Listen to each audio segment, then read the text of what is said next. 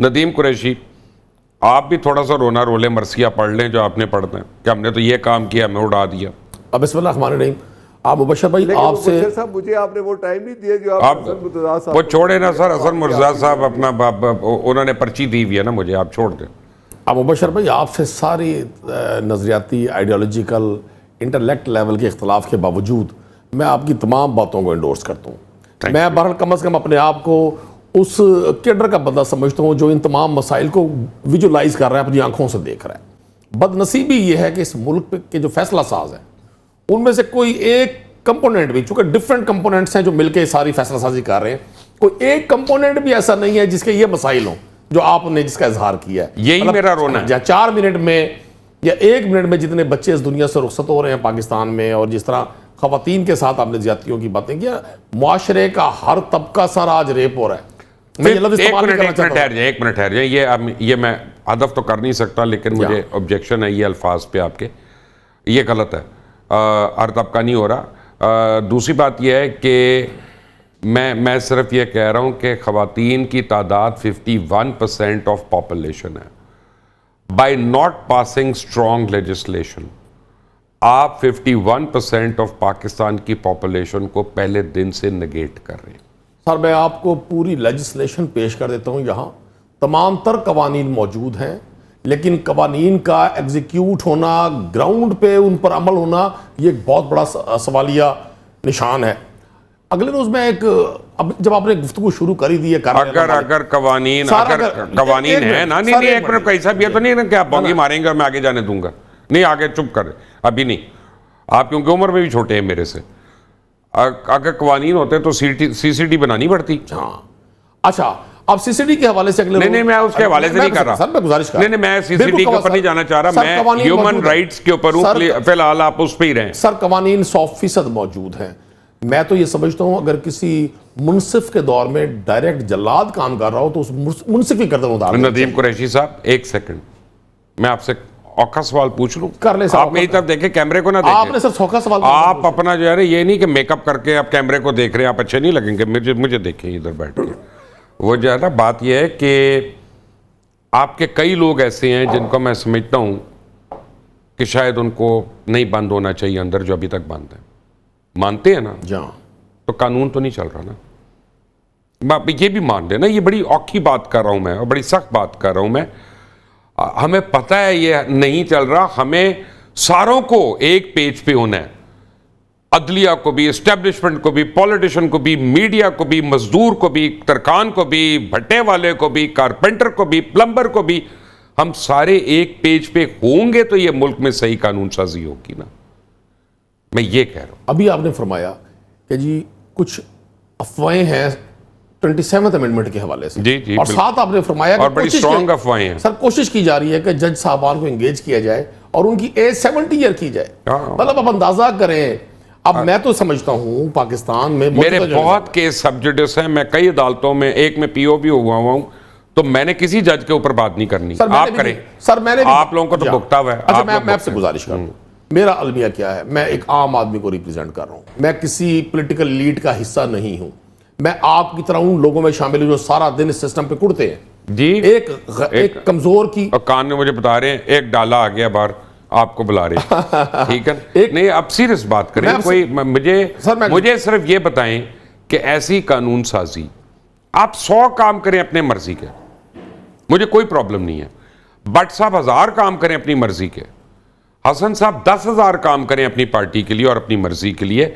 मैं कह रहा हूं आम लोगों के लिए 2-4 ऐसे काम कर लें कि हम कहें वाकई हमारी मुंतखब हुकूमत है। मुबशर भाई, आप जैसा जहां दीदा शख्स जब ऐसी मासूमियत की बातें करेगा, मैं बड़ा हैरान होता हूं। आम आदमी का सिस्टम में रोल है, जब आम आदमी से उसका हक वोट ही खींच लिया गया और कह दिया गया कि आम आदमी सिस्टम में। एक सेकंड यार, मेरा मुंह ना खुलवाएं। नदीम कुरैशी, आपको मैंने कितनी बार कहा? आप 2018 में जब मैंने टीवी पे आके कहा था 1 महीना पहले कि 115 सीटें मिल रही हैं, नाउजुबिल्लाह, मैंने कोई इस्तिखारा किया था जो मुझे पता चला था? ये बातें ना करें नदीम कुरैशी साहब, उस सब भी हुई थी दाखिली थी। ये जिस आम आदमी का रोना आप रो रहे हैं और बिल्कुल ठीक रो रहे हैं, मैं आपके साथ खड़ा हूं सर। एक एक जगह पर मैं इनसे भी ज्यादा मसाइल से आगा हूं। मैं रोज अगर 200 लोगों से मिलता हूं तो उसमें 198 लोग विक्टिम है। नदीम कुरैशी, हसन मुर्तज़ा, सेनेटर नासिर भट्ट मेरे साथ ही हैं। ब्रेक पे जाने से बात हो रही थी रेप की और चाइल्ड मोलेस्टेशन की और उस पर कानून साजी की। सेनेटर नासिर भट्ट साहब, आप लोगों की हुकूमत है, आप सेनेट में भी हैं, आप लोग हुक्मरान भी हैं, लेकिन जब से आप लोग आए हुए हैं तब से दुबई में आम पाकिस्तानी का वीज़ा बंद है।